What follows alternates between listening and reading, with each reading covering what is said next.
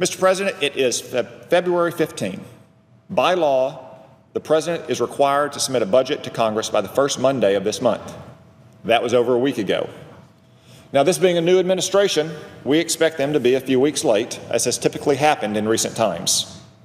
The difference this year, though, is that President Trump still doesn't have a budget director. We are 4 weeks into his presidency, and we're only just now getting around to confirming his nominee. For those of you keeping score at home, that's the longest delay in recent history. Every one of the last 6 presidents had their budget director confirmed by a week's time, as in 7 days. In other words, what we're seeing here is a deliberate act of obstruction. And here's the real problem. We have serious work to do. It's that much more difficult for the president to do his job when all he has is a headless horseman bureaucracy.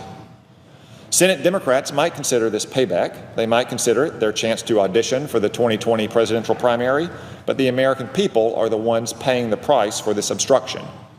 So I want to say again, this is not a game. This is not a protest. This is our job. This is what the American people sent us to do. And it's time we got down to business. In that spirit, I want to say a few words in support of the President's nominee for Director of the Office of Management and Budget, Mick Mulvaney. I don't have to recite Mick's biography for most of you. He's been representing the good people of South Carolina's 5th District in the House of Representatives for more than 6 years now. Before that, he led an impressive career as what he calls a serial entrepreneur, starting 4 different businesses. I hear some of them may have even succeeded. He's worked in fields as varied as law, real estate, home building, and restaurants. He's highly educated and very accomplished.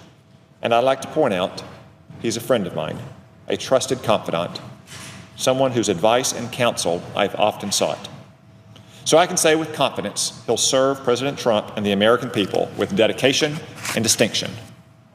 I believe Mick will bring a needed voice to the President's cabinet, a voice for fiscal responsibility after so many years of irresponsible sky's-the-limit spending. All that experience in the real economy gives him something more than a lengthy resume. He knows from personal experience what it takes to create jobs, create opportunity out of almost nothing.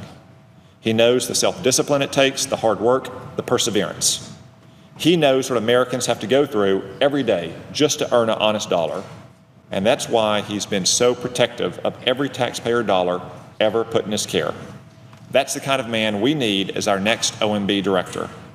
It's only when Washington appreciates what goes into making all those taxpayer dollars that it will show the taxpayers the respect they deserve.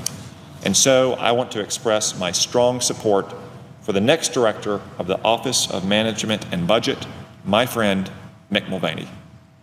Mr. President, I yield the floor. Mr. President.